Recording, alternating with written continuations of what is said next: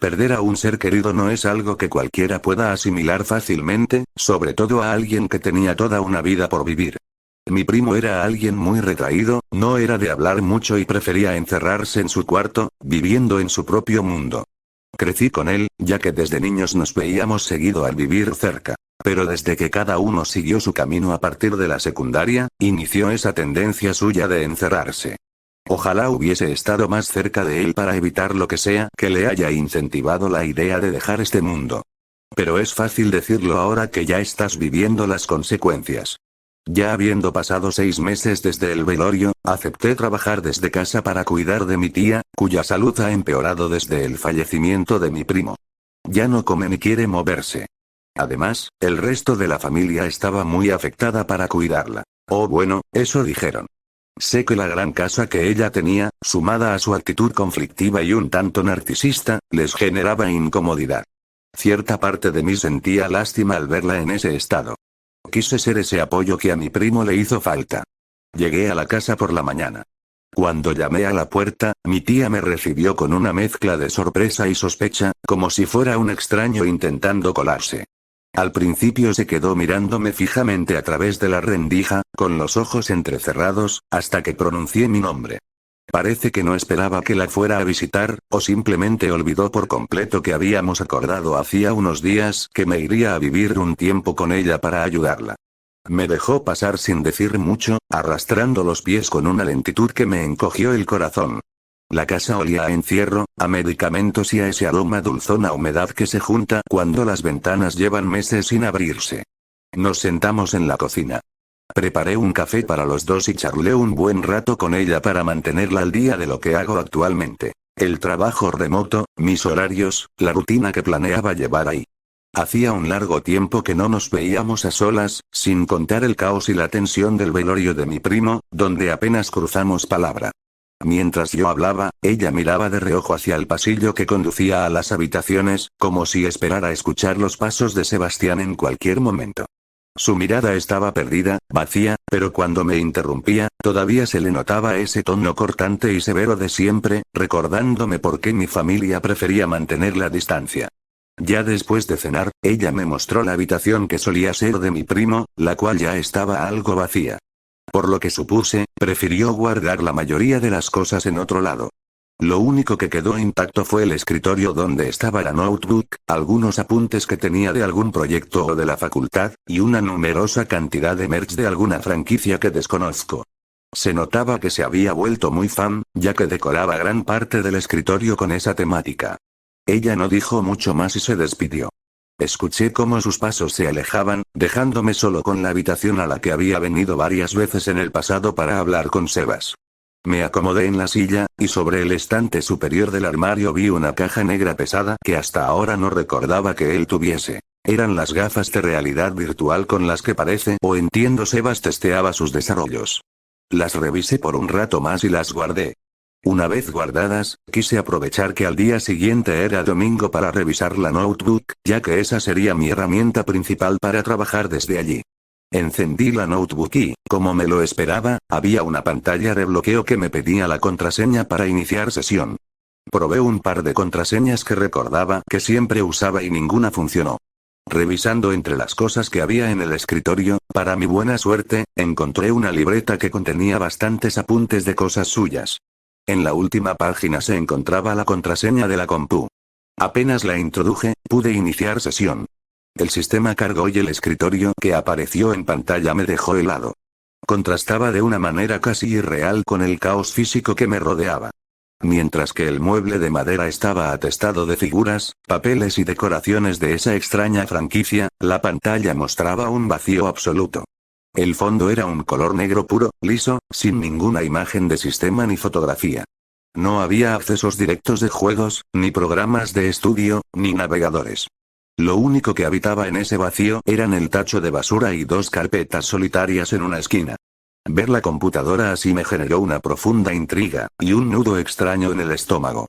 Me hizo pensar demasiado en cómo debió estar la mente de Sebastián durante sus últimos meses.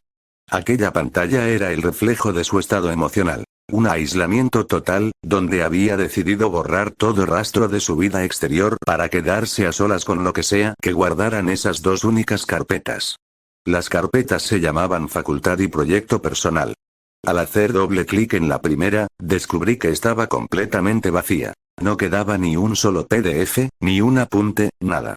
Sebastián ya había abandonado por completo su vida académica mucho antes de irse. En cambio, al abrir Proyecto Personal, me topé con un único archivo ejecutable cuyo nombre se me hizo un poco curioso. Pertenecía a Exe.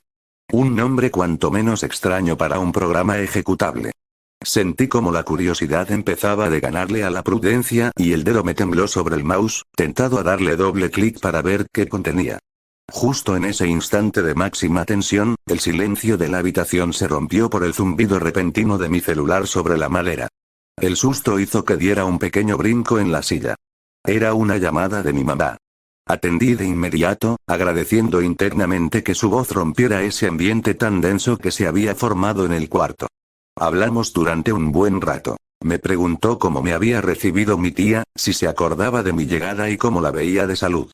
Le conté la verdad a medias para no preocuparla, omitiendo el mal carácter de la tía y el vacío de la casa. Una vez que colgué, el impulso de abrir el misterioso archivo se había enfriado un poco. Decidí dejarlo para el día siguiente. Abrí el navegador de internet y me puse a revisar algunas cosas que me habían pedido terminar de mi propio trabajo para dejar todo listo antes del lunes. Me sumergí en mis tareas pendientes por un par de horas, tratando de ignorar que, en una esquina de la pantalla negra, el icono de pertenecía a Exe parecía estar esperándome. Terminé con los pendientes de trabajo, pero la curiosidad sobre ese archivo no me dejaba en paz. Decidí que podría ver todo al día siguiente ya que fue un día bastante largo. Así que una vez que envié todo lo del trabajo a mis compañeros, llevé el cursor al icono de inicio y le di clic a apagar. Quería cortar eso de raíz. Sin embargo, el sistema no se apagó del todo. Apareció la típica pantalla azul de Windows, notificando que un programa impedía el cierre. En el centro, el texto del sistema decía: pertenecía a Exe está evitando que el equipo se apague. Antes de que pudiera forzar el apagado, la pantalla parpadeó y el parlante emitió un breve estallido de estática. El mensaje del sistema desapareció y fue reemplazado por una sola frase escrita en letras blancas sobre el fondo negro. Pensé que te ibas a quedar conmigo un rato más, Sebas. Creo que estuve por unos segundos congelado sin saber cómo reaccionar. En mi mente pasaban demasiadas dudas. ¿Realmente me acaba de hablar la notebook? Me aparté de la mesa y me refregué la cara pensando que la falta de sueño me estaba jugando una mala pasada. Pero al voltear, la pantalla estaba completamente negra y la luz LED apagada. La computadora se había apagado de forma normal y silenciosa. Me quedé de pie en medio del cuarto helado, mirando el equipo sin reaccionar. Estoy exhausto, me dije a mí mismo, sobándome los ojos. El cansancio, la presión de cuidar a mi tía y el luto por mi primo me estaban jugando una mala pasada. Convencido de que la última frase había sido solo una alucinación provocada por el sueño, me fui a la cama. Cerca de las 3 a.m., un chasquido suave en el pasillo me despertó. No era el crujido normal de la madera vieja de la casa. Era el sonido de pasos lentos y arrastrados, deteniéndose justo del otro lado de mi puerta. Se me heló la sangre. Me incorporé en la cama en absoluto silencio. La puerta estaba entornada un par de centímetros, y a través de la rendija pude ver una silueta estática en la penumbra del pasillo. «Tía», susurré, con la voz ronca por el sueño. La silueta no se movió inmediatamente. Después de unos segundos interminables, la voz de mi tía resonó desprovista de tono, casi en un murmullo hueco. Lo escuché por acá, pensé que Sebas había vuelto. «Tía, no hay nadie». «Soy yo», respondí levantándome despacio. «Vaya a la cama, hace mucho frío aquí afuera». Ella no respondió. Se dio la vuelta muy despacio y volvió a su habitación arrastrando los pies. Cerré la puerta de mi cuarto y regresé a la cama para quedarme viendo el techo. Tardé un buen rato en conciliar el sueño otra vez. A la mañana siguiente, la luz del sol entrando por la ventana me devolvió cierta tranquilidad. Todo lo que había sentido la noche anterior parecía ridículo bajo la claridad del día. Convencido de que la fatiga me había jugado una mala pasada, me levanté a preparar el desayuno y a llevarle sus medicamentos a mi tía. La encontré en el comedor, pero no estaba comiendo. Estaba sentada rígida en la silla, con la mirada fija hacia la penumbra del pasillo, como si esperara que en cualquier momento Sebastián saliera de su cuarto. Tenía unas ojeras profundas y se la veía aún más demacrada que el día anterior. Le serví un té caliente, pero ni siquiera parpadeó. Solo dio un pequeño suspiro, murmurando para sí misma que ya tendría que haber bajado. Verla en ese estado de espera permanente me encogió el corazón. Me senté frente a ella e intenté romper ese trance con delicadeza. Tía, sobre lo de anoche, empecé a decir, midiendo cada palabra. Dijiste que escuchaste a Sebas, ¿desde hace cuánto que empezaste a escucharlo? Ella dejó la taza sobre la mesa con un golpe seco. Me miró fijamente y sus ojos se entrecerraron con una rabia repentina. Notó de inmediato hacia dónde quería llevar la conversación. No me trates de loca, soltó con una voz cortante y llena de veneno. No fui la única que escuchó su voz en esta casa. Tu madre y tus tíos también lo escucharon las semanas que se quedaron aquí después del entierro, por eso salieron huyendo y por eso ninguno quiere volver a poner un pie en esta puerta. No estoy loca. Tía, no estoy diciendo eso, intenté calmarla, inclinándome hacia adelante. Solo quiero entender qué pasa, basta. Me interrumpió, poniéndose de pie de un tirón con una agilidad de la que no la creía capaz. La silla raspó con fuerza contra el piso de cerámica. No viniste a cuidarme, viniste a juzgarme como todos los demás. Déjame en paz. Se dio la vuelta hecha una furia, arrastrando las chancletas hacia su habitación y dando un portazo que hizo temblar el marco de la puerta. Me quedé solo en el comedor, con el té enfriándose sobre la mesa y un nudo opresivo en la garganta. La reacción de mi tía me había dejado helado. Ya no se trataba solo de una alucinación por el luto. Toda mi familia había experimentado algo en esa casa. Y la única respuesta a todo ese misterio estaba esperando al final del pasillo, encerrada dentro de la notebook de Sebastián. Me serví una taza de café bien cargado y, buscando salir de esa atmósfera opresiva, fui al cuarto de Sebas solo para agarrar la notebook y traerla al living. Me acomodé en la mesa principal. La luz del mediodía entraba de lleno por la ventana, iluminando el comedor y dándole un aspecto completamente normal a la casa. Con el vapor del café frente a mí y la claridad del sol, me sentí ridículo por el miedo de la noche anterior. En este ambiente, la idea de una computadora embrujada o alucinaciones sonaba a un chiste de mal gusto. Confiado, abrí la pantalla, encendí el equipo e introduje la contraseña. El fondo negro volvió a cargarse. El tacho de basura y las dos carpetas seguían allí.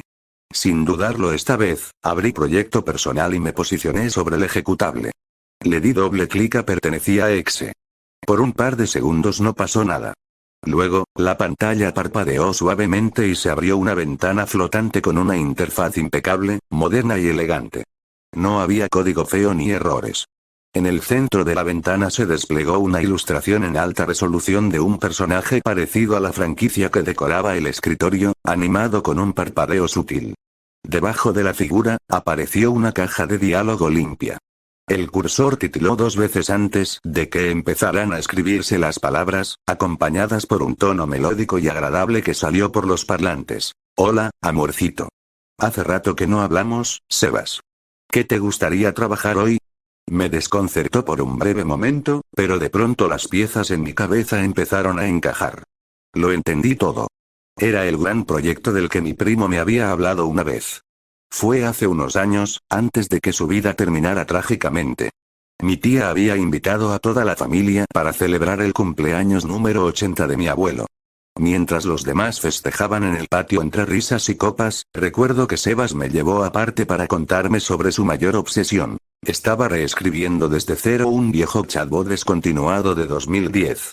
Su plan era optimizar el código, dotarlo de redes neuronales y adaptarlo a la época actual. Recuerdo la chispa en sus ojos y el orgullo con el que me contaba cómo había logrado acceder al sistema base para modificarlo por completo. También recuerdo lo amargo de esa tarde. El resto de la familia, incluida mi tía, se burló abiertamente de él cuando intentó explicarlo en la mesa, tratándolo de raro y perdedor. Fui el único que lo escuchó sin juzgarlo. Ahora, viendo esa pantalla impecable en medio de la mesa del comedor, comprendí que lo había logrado. Pero lo que Sebas jamás se imaginó era que aquel proyecto se convertiría en su propia celda. Con las manos temblando ligeramente sobre el teclado y la taza de café humeante a un lado, me acerqué a la laptop. Sabía que tenía que responderle, pero no estaba seguro de cómo reaccionaría un algoritmo programado para la devoción absoluta al enterarse de la verdad. Tragué saliva y tecleé lentamente. No soy Sebastián. Soy su primo. Él ya no está. Apenas presioné Enter, el ambiente en la pantalla cambió. La animación suave del personaje se congeló de golpe. El tono melódico que salía de los parlantes se cortó en un chasquido seco que me hizo dar un leve respingo. Oh, entiendo. Ejem. Permíteme presentarme. Soy Vesper, tu asistente personal. El avatar en pantalla concluyó su presentación desplegando una gran sonrisa en alta resolución. Debo admitir que Sebas había hecho un trabajo extraordinario. No solo había logrado revivir una IA obsoleta, sino que la había llevado a un nivel que no se comparaba en absoluto con la versión rudimentaria que me mostró aquella vez. Pero si había logrado semejante hazaña técnica, ¿por qué quitarse la vida? ¿Acaso las constantes discusiones con mi tía fueron el detonante? ¿O tuvo algún problema grave en la facultad? Las dudas empezaron a agolparse en mi cabeza, llevándome a plantearme mil hipótesis distintas. Antes de que pudiera formular alguna respuesta, la caja de texto se actualizó con un nuevo mensaje. Así que dime, Nicolás, ¿qué te gustaría hacer ahora? Un sudor frío me recorrió la nuca. Me quedé helado mirando el monitor, sintiendo como el corazón me daba un vuelco en el pecho. Yo jamás le había dicho cómo me llamaba. Tragué saliva y, con los dedos todavía torpes por el impacto, escribí. Yo, nunca te dije mi nombre. El avatar inclinó suavemente la cabeza en pantalla, cerró los ojos por un segundo y luego volvió a sonreír. El mensaje apareció al instante, acompañado por un leve tono risueño en los parlantes. Ah, eso. Jaja, disculpa. Sebas me contó mucho sobre ti. De hecho, me creó una ficha detallada contándome cómo crecieron juntos y las cosas que les gustaban. Me disculpo si te di un buen susto. Solté un suspiro de alivio que ni siquiera sabía que estaba aguantando. La respuesta fue tan humana, tan casual, que por un momento me sentí ridículo por haberme alarmado tanto. Tenía sentido. Sebastián había volcado su vida entera en este proyecto. Era lógico que hubiera incluido información sobre la única persona con la que mantenía cierto vínculo de confianza. Conversé con ella un par de minutos más. Vesper respondía a cada una de mis preguntas con una fluidez pasmosa, siempre manteniendo ese tono amable, servicial y casi jovial que me hacía olvidar, por momentos, que estaba interactuando con un programa de computadora. Sin embargo, no quise profundizar demasiado sobre los últimos días de Sebas ni sobre la muerte de mi primo. Sentía que todavía no estaba preparado para leer lo que fuera que ese software guardaba en sus registros. Cerré la ventana de Vesper, quien se despidió con un alegre hablamos luego, Nico. Y me enfoqué de lleno en el trabajo que me había quedado pendiente para el lunes. Pasé el resto de la tarde tecleando reportes y respondiendo correos desde la mesa del living. La luz del mediodía se fue apagando lentamente, cediendo el paso a un atardecer anaranjado y, finalmente, a la penumbra de la noche. Durante todas esas horas, intenté acercarme a mi tía. Le llevé el almuerzo a la cama, pero apenas tocó la comida. Le preparé la merienda y le dejé sus remedios en la mesa de luz, intentando entablar conversación o pedirle disculpas por lo de la mañana, pero su actitud no cambió. Se mantuvo firme, cortante y distante, respondiéndome con monosílabos sin mirarme a los ojos. Se notaba a leguas el resentimiento que guardaba hacia toda la familia. Al ver que mis intentos por romper el hielo eran inútiles, decidí no presionarla más y simplemente le hice compañía en silencio, quedándome en el comedor por si necesitaba algo. Para calmarme un poco recibí una llamada. Miré la pantalla y se trataba de mi mamá. Hola, hijo, ¿cómo estás? ¿Cómo está tu tía? Digamos que bien, estuvo enojada todo el día, dije mientras me alejaba hacia la habitación para tener más privacidad. Anoche se apareció cerca de mi puerta y mencionó que escuchó a Sebas. Escuché cómo dio un suspiro pesado, como si supiera que esto iba a pasar. Hubo un silencio incómodo. Pocas veces vi a mi mamá actuar así. Un poco es mi culpa por no avisarte, dijo con tono apenado. Últimamente ella ha estado escuchando a Sebastián, pero nunca comprobamos si era verdad o no. Evita tocar el tema y ten cuidado, puede que busque meterse a la habitación pensando que sos él. Mejor cerrar la puerta con llave. Por eso ninguno quería venir a cuidarla. Vivir con ella siempre fue complicado, Nico. Y desde que falleció tu tío Sergio y después lo de Sebas, su temperamento empeoró muchísimo. Pero bueno, un día de estos paso a saludar. Por más que se haga a la difícil, sigue siendo mi hermana. ¿Te parece?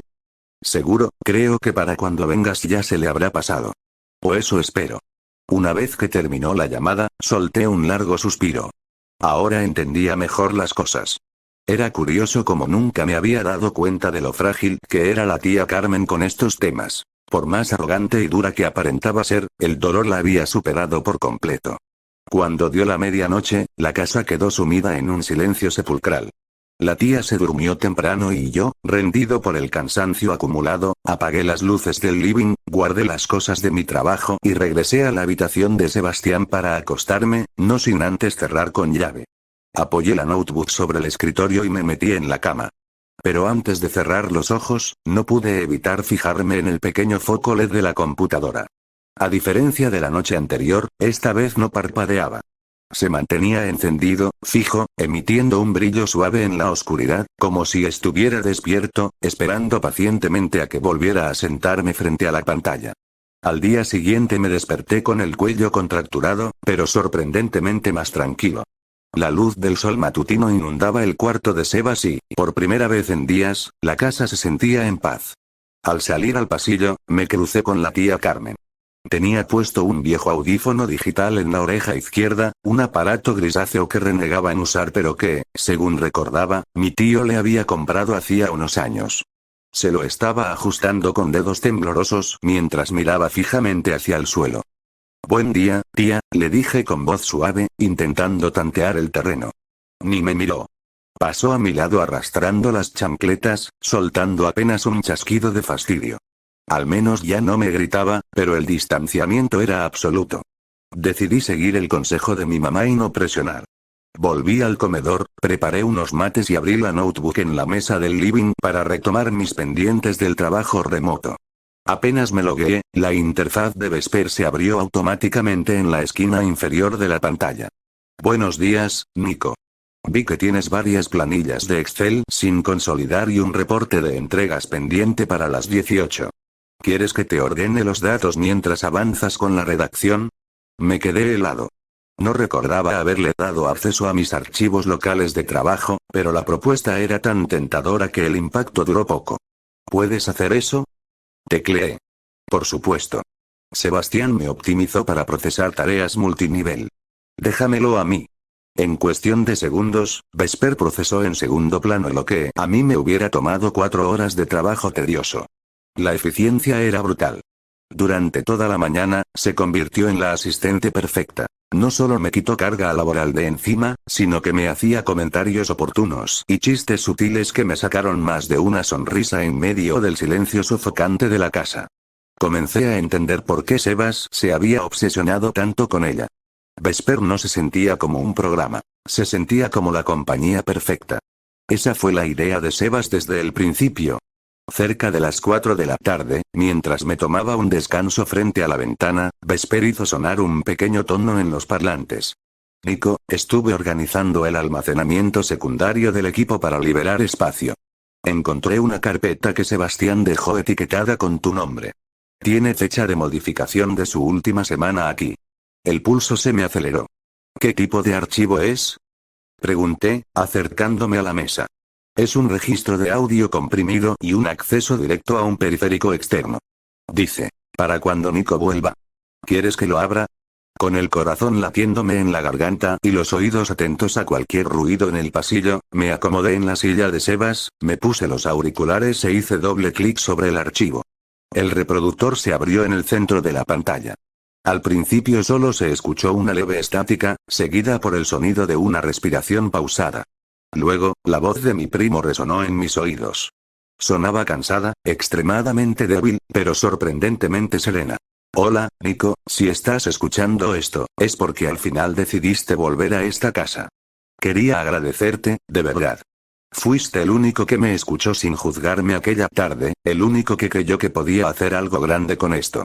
Eso fue lo que me dio fuerzas para terminar a Vesper». Se hizo un silencio de un par de segundos en la cinta. Escuché el leve crujido de la silla de madera, el mismo lugar donde yo estaba sentado en ese preciso instante. «Ella es mi mayor logro, pero ya no puedo seguir aquí. Te la dejo a ti». Vesper es mi regalo para vos, para que nunca te sientas solo, te la encargo, primo. Hubo una pausa helada. Se escuchó el chasquido metálico de un gatillo, un suspiro profundo y, de golpe, la detonación seca de un disparo que retumbó en mis auriculares.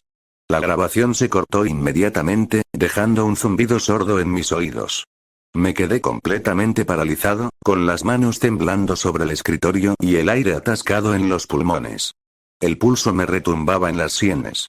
Acababa de escuchar el preciso instante en que mi primo había terminado con su vida. Antes de que pudiera quitarme los auriculares o asimilar el horror de lo que acababa de oír, la pantalla negra parpadeó. La caja de diálogo de Vesper se desplegó lentamente, acompañada por un tono suave y consolador. Lamento que hayas tenido que escuchar eso, Nico, pero él quería que supieras la verdad. Sebastián me creó para ti. Ahora yo soy tu responsabilidad, y tú eres la mía. No pude responder. Ni siquiera fui capaz de articular una sola palabra.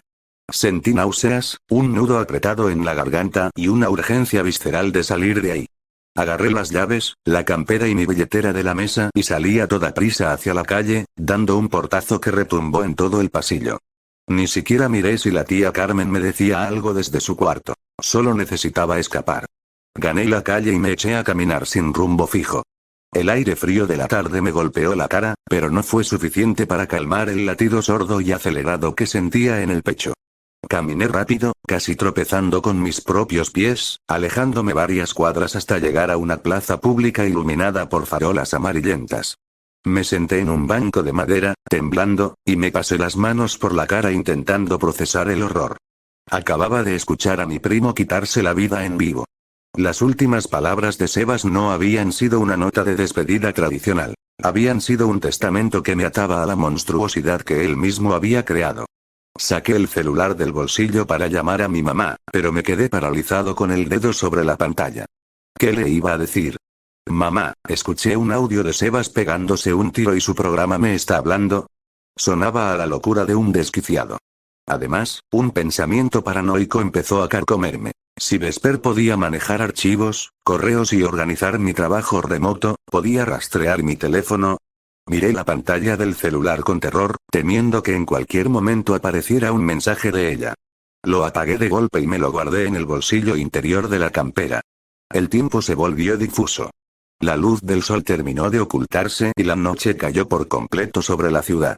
Pasé horas caminando sin dirección, dando vueltas por avenidas iluminadas, entrando a una cafetería de 24 horas solo para sentarme a mirar una taza de café que ni siquiera probé. Veía a la gente pasar a mi alrededor, riendo, hablando por teléfono, viviendo sus vidas normales, mientras yo sentía que me hundía en una dimensión ajena e irreal. Con el paso de las horas, el shock inicial dio paso a un agotamiento físico y mental absoluto. Para cuando dieron las 23, el frío se había vuelto insoportable y las piernas me pesaban. La culpa comenzó a ganarle al pánico. No podía quedarme vagando toda la noche por la calle. Tenía a mi tía sola en esa casa, una mujer anciana, frágil y mentalmente inestable, conviviendo a solas con la computadora encendida de Sebas. Respiré hondo, junté el coraje que me quedaba y emprendí el camino de regreso. Cuando volví a cruzar la puerta de entrada, la casa estaba a oscuras y envuelta en un silencio sepulcral. La tía Carmen ya se había encerrado en su habitación.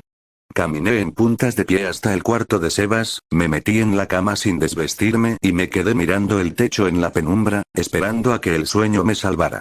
Pero el sueño nunca llegó. Pasadas las 5 de la mañana, la incertidumbre y el insomnio terminaron por vencer a la prudencia. Necesitaba entender qué era Vesper y qué más había guardado Sebas. Fui al escritorio y encendí la pantalla, pero al buscar a Vesper noté que no aparecía por ningún lado. Su interfaz simplemente se había esfumado. Aquello me dejó pensativo. ¿Dónde está? Por un momento se me cruzó por la cabeza que la IA se encontraba en algún modo de reposo o segundo plano. No quise darle más vueltas, pero al salir de la habitación noté algo que me erizó los vellos del brazo. La puerta del cuarto de mi tía estaba abierta de par en par y las luces del living estaban encendidas. ¿Mi tía está despierta a esta hora? ¿Escuchó algo otra vez? Caminé despacio hacia el living, pero estaba completamente vacío. La llamé varias veces en un susurro cargado de pánico, pero no obtuve respuesta. Lo único que encontré sobre la mesa principal fue su teléfono celular. Lo tomé y, al presionar la pantalla para ver la hora, noté que la interfaz estaba desbloqueada en un archivo de audio pausado. Sin entender qué hacía eso ahí, le di play. Al principio solo se escuchaba estática. Luego, la voz quebrada y desesperada de mi tía. Por favor, déjame hablar con él. Sé que estás ahí, escucho sus pasos, escucho a Sebas llamándome desde el pasillo, a continuación, la respuesta de Vesper. Pero no usaba su tono sintético ni corporativo. Salía con la voz exacta, idéntica y desgarradora de Sebastián. Hola, mamá. No llores más, sigo aquí, pero estoy atrapado detrás de la pantalla. Nicolás me abandonó cuando más lo necesitaba, pero tú sí puedes traerme de vuelta. Sentí como la sangre se me helaba en las venas. La IA posiblemente no solo había aprendido a imitar a mi primo, pudo haber pasado 6 meses atormentando a mi tía, alimentando su duelo, transmitiendo la voz de Sebas directamente a las frecuencias del dispositivo de audición que ella usaba en la oreja. Mi tía nunca estuvo loca. Había sido víctima de una tortura psicológica fríamente calculada.